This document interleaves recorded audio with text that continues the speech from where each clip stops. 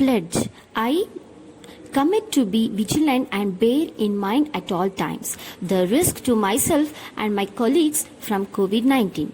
I promise to take all necessary precautions that prevent the spread of this deadly virus. I promise to follow and encourage others to follow the key COVID appropriate behaviors, to always wear a mask, face cover, especially when in public places, to maintain a minimum distance of 6 feet from others, to wash my hands frequently and thoroughly with soap and water. Together, we will win this fight against COVID-19.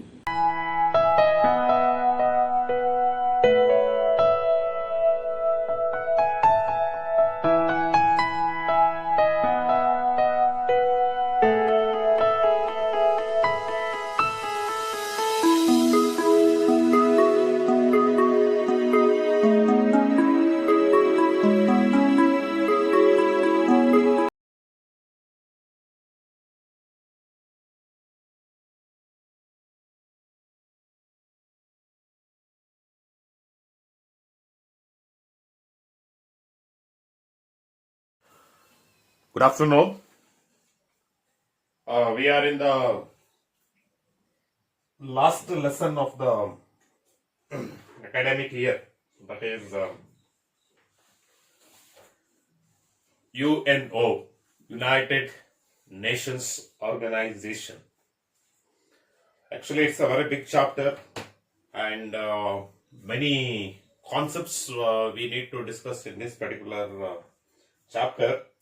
But since the syllabus has been reduced for you, so we are not going to study in detail about the lesson that is about the UNO. Just we will be talking about the three topics, that is objectives of UNO, organs of UNO, and the major agencies of UNO. In that, out of 5, we are talking only about the 3 agencies. Okay, that too not in detail, just when it was established, abbreviation of Unesco, WHO and Unesco, and its 4 functions. That is the only concepts which we are going to cover in this particular chapter. Apart from this, there are many concepts under this particular UNO, so which we are not going to talk. But anyway, even though we are not getting in detail about the lesson, but I want to give just an introduction to the lesson, because without giving an introduction, starting directly talking about the objectives of UNO, that won't be a very meaningful. So that is the reason. So let me start with the introduction.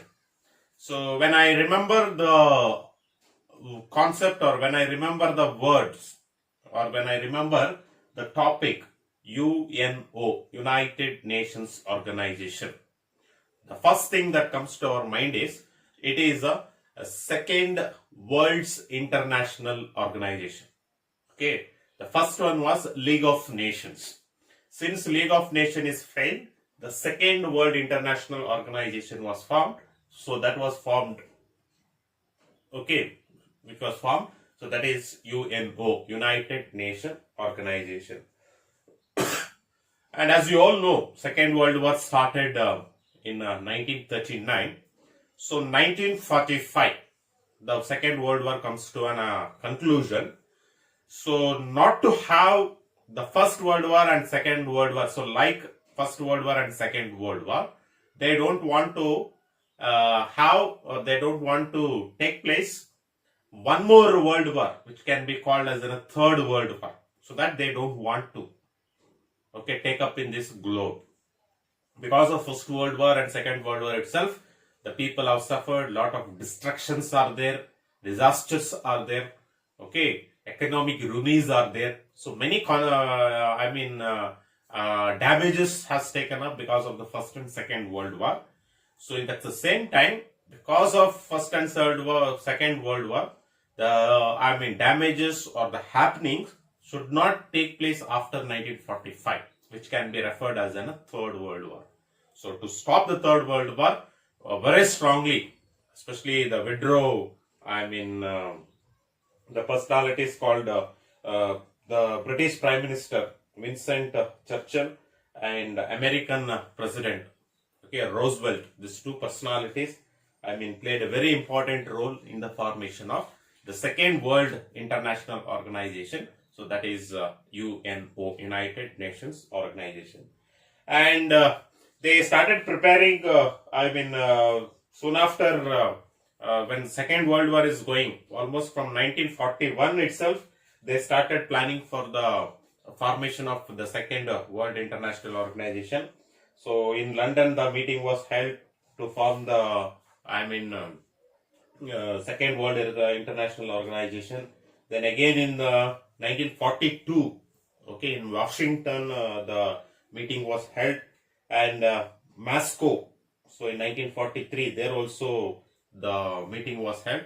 Finally, in 1945, in San Francisco, the meeting was held. So there almost 50 countries attended the meeting. With the help of the 50 countries, on 24th, October 1945, the Second World International Organization, so that was UNO, was formed.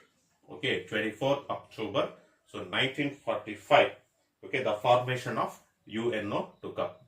Okay, so every year, the 24th October, we refer it as an UN Day. Okay, so we celebrate it very grandly. The celebration takes up. Okay, so that's about, with the help of the 50 countries, the UNO was formed. And today, out of 193 countries, 193 countries have taken up the membership. Okay, actually with 50 nations, the UNO started, but today out of 195 nations, okay, so 193 nations are member. Okay, the Palestine and Vatican City, they are not the members to an, UNO. Okay, leaving that, all 193 nations are members to an, UNO. Okay, that's the one aspect, so which we are, having it. Then when we talk about its headquarters, it's in New York. Okay, headquarters is in New York, and UN has got its own flag. Okay, it has got adopted its own flag. The flag looks like light blue in color. Okay, light blue in color with the UN emblem. Okay, that is a polar map of world in white. In your textbook it is there. Okay, they have got the flag was adopted on 20th October 1947 after 2 years of formation. They adopted it. Then it has got official languages. Okay, because being a world international organization, it can have, it has got 6 official languages which can be spoken and which can be discussed in the languages used. Languages like French, Russian, Spanish, English, Chinese and Arabic. These are the 6 languages in which functioning of UNO takes up. Okay, so these are some some of the basic information regarding the UNO we are having it. Okay, that is the introduction part we are having. Next, straight away we will go with the the next topic. So that will be the objectives of UNO. Okay, objectives of UNO. So when we talk the objectives of UNO, okay, why the UNO was formed? So what is the reason behind the formation of UNO? So League of Nations was formed, but the League of Nations got failed. Okay, League of Nations got failed, but same failure should not be seen in the Second World International Organization. So that was the intention of the different representatives of this UNO. Okay, so keeping that intention in mind, so they framed 5 objectives they have framed. Okay, which is called as an objectives of UNO. Okay, so let's see one by one. The first and foremost objective is UNO is an organization which will stand for international peace and security of the world. Okay, so international peace and the security of the world stands as the first aims and objectives of an UN. Okay, all 193 nations, international peace and security of the world should be under the control of UN. Okay, UNO will be the one which will maintain international peace and security of the world, which can avoid the Third World War.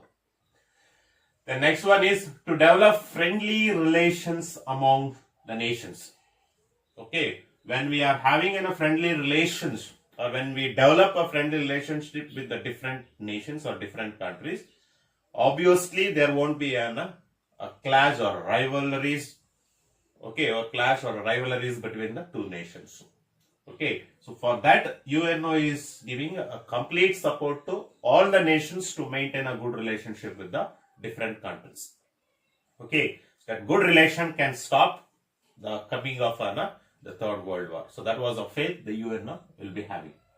Then cooperate internationally. Whatever the decision if the UNO takes, okay, whatever the decision if the UNO takes, all 193 nations should cooperate internationally. Okay, they should not think about the individuality of their own nation. Okay, instead they should think internationally. They should think about international peace. So by thinking about or keeping in the mind international peace, whatever the decision taken by an UNO, it should be supported by the other countries. That is cooperate internationally. Then the third one is to be a center for harmonizing the actions of a nation. Okay, so all the problems of different countries or problems between two different countries, so UNO will be a center figure to harmonizing. Harmonizing means nothing but to bring peace. Okay, it sees that and it supervises that all countries have actions of their nations stands on a peace. Okay, that's the one intentions which they were having. And the last one is UNO says that disarm. No countries will have the weapons or the arms or nuclear the things not more than the need which is required for the country. Okay, disarm. And decolonize. Okay, there is no practice of colonialism. Okay, there should not be a practice of colonialism which was there before the second formation of the UNO. Okay, colonialism practice, no. Then main intention is to develop because of the First and Second World War, there are many nations which has completely gone down. Such nations first will be developed. Okay, so developing all 193 nations in all the field. It can be in the field of education, it can be in the field of science, it can be in the field of culture. Okay, or it can be in the the field of any areas, health. Okay, so that all 193 nations will be development will be under the control of UN. Okay, so keeping these 5 aims and objectives, so UNO started to function. So from 1945 onwards, and even till today, it is functioning in a very proper manner. Okay, that is about the objectives we are having. Then next, when we come to the organs of UNO, okay, organs of UNO, if we come, so this today the UNO is functioning under 6 organs. Okay, 6 organs it has got. So the first and foremost organ we call it as a General Assembly, and the second organ we call it as a Security Council, and the third organ of the UNO, which we call it as an International Court of Justice, and the fourth organ we are having, that is Economic and Social Council, and the fifth organ we are having, that is Trustship Council, and the sixth organ we are having, that is the Secretariat. Okay, so like this, the 6 organs, the UNO is functioning, and the 6 organs has got their own functionings, which controls the UNO, which helps the UNO to have their own functionings. Okay, but we are not going with all 6 organs, to discuss. We are only discussing about General Assembly, the Security Council, International Court of Justice. Okay, the 3 most important organs of UNO. And that too, we are just talking about the composition of, all these 3 organs. We are not going to talk about the functions of these 3 organs. We are not going to, talk. Just we are talking only about the composition. Okay, in that first and foremost, when we talk about General Assembly, So General Assembly is an organ so which will have 5 representatives of all 193 nations. Okay, all 193 nations will be sending 5 representatives to a General Assembly, and each nation will be given, or each representatives will be given one vote. Whenever the decision is taken, they can use this vote. Okay, so every country will send 5 members to this UNO to take up as a members, and that 5 members, 5 representatives will be given one individual vote. So whenever the decision is taken, to that decision they should represent. They should represent it through the vote, and it meets every year on 3rd Tuesday of September. Every year on 3rd Tuesday of September, the meeting of this UNO takes up. Apart from that, additional session special meetings will be there, but it is compulsory that in a year once on 3rd Tuesday all 193 nations should be present for the meetings. Okay, so this is the composition of General Assembly. Then when we come to functions of General Assembly, the first and foremost function is to maintain international peace. The second function will be it look after the remaining 5 organs, and all major agencies will be under the control of General Assembly. Then again it has got approving budget. UNO budget will be there. Okay, to the different agencies, they will be giving a budget for the development of different countries. So that budget will be under the control of General Assembly. Then after that, receiving the reports. Now when a new nation want to take a membership, okay, so about that new membership, the Security Council will be the organ so which will completely verify about that particular nation, and that reports will be given to General Assembly, which will consider for the giving membership or not. So that is also one of the functions which we are having it. Then also it has got a power to elect 10 non-permanent member to Security Council. Okay, 10 non-permanent members to Security Council that will be elected by an General Assembly, so which we are having it. And even the Secretary General of UNO. Okay, Secretary General of UNO, that is also electing by an General Assembly. So there is one more function which we are having. So these are some of the functions of General Assembly which we are having it. The next one, we come to the Security Council. It consists of 5 permanent members. Okay, Security Council has got totally, it is a 15 members body. So in that 15 members body, 5 are permanent members. They are Russia, China, UK, France and USA.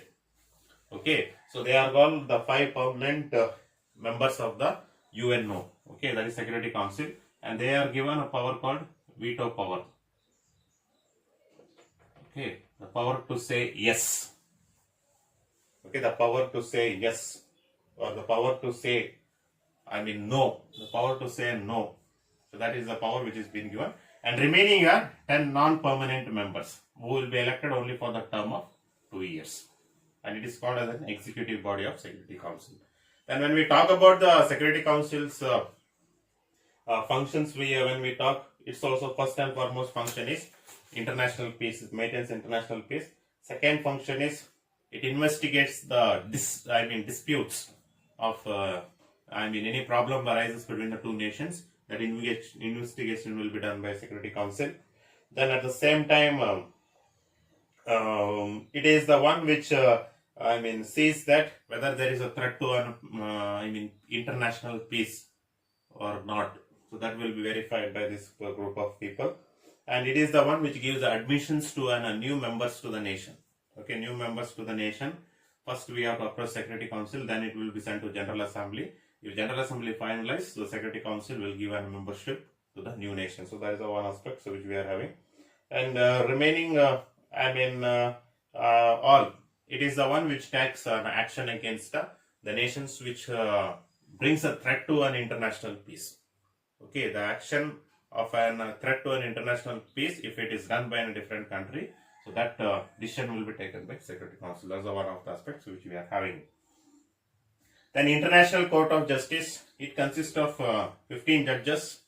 Okay, 15 judges who are elected for 9 years from different countries, and it is an advisory body of an UN. Okay, that is the International Court of Justice, and it's in Netherlands, Hague. So there, the International Court of Justice is been existing, and it's one of the most. So these are the three most important.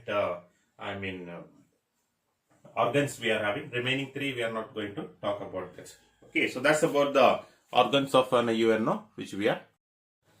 So next we are having the major agencies of UNO. Okay, so major agencies of UNO. If you see, so in that the first and foremost agencies I have taken is UNICEF.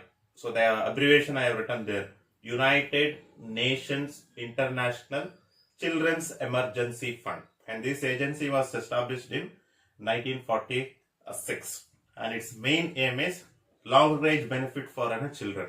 So it sees that the complete long range benefits gets to children. So that is the UNICEF's the main aim will be.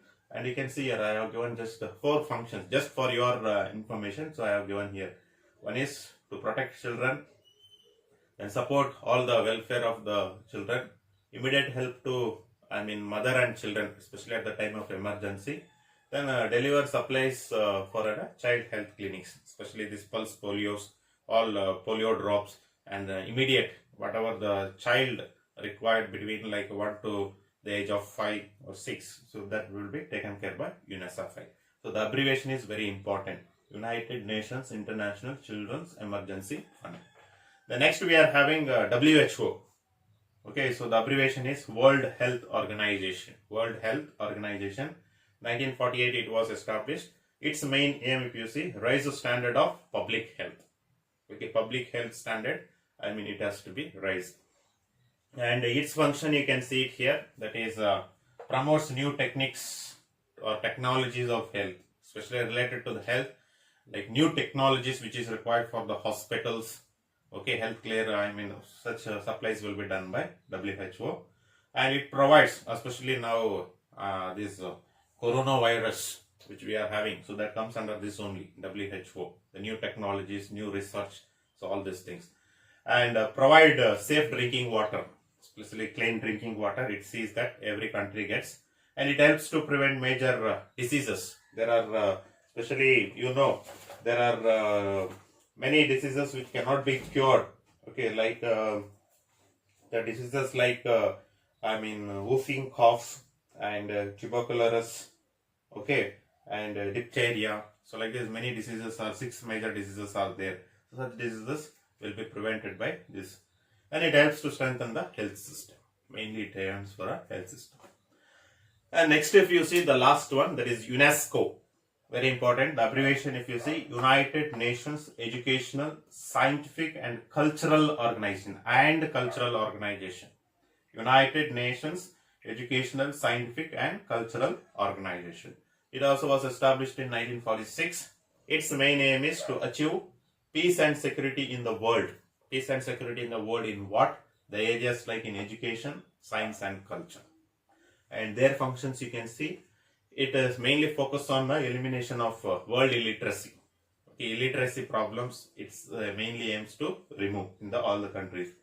And it mainly teaches about the human rights. Okay, its duty is to make sure that what are the human rights of the people. Okay, that is the one thing. And it helps,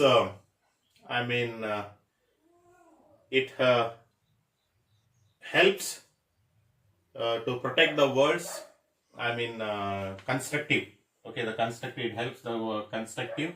The protects the world inheritance, all the monuments, all the cultural heritage centers, so all these things. Then infrastructural facilities to develop the field of communications. So related to communication, so what are the things is required? So that is big main. So that's about the UNO organs and agencies of UNO which we are having it. Regarding this, you can go with your, only this is the topic so which we are having it. So mainly you give importance to the objectives, then composition, and here the established aim and abbreviations. The functions, just you know it. Okay, so that's about the UNO and all its agencies of UNO which we are having it. Okay, so here we complete the the portion of this particular academic year. And once again, go through the lessons, all the lessons. Once again, you can go through it and keep it in mind. So whatever is being taught in the class, okay, such that areas you have to cover it in your, textbooks. Okay, so regarding any doubts regarding all the lessons remaining, whichever the lessons you have not understood, so let me know it so that I can clarify it from coming classes. Okay, so till here, this is the portions for your, this academic year. And as I said, rise of fascism and Nazism and a non-alignment movement. So that lesson also is not there for this academic year. Okay, so then anyway, fine. So here we complete the portions, and next class we will start with the revision classes. Thank you.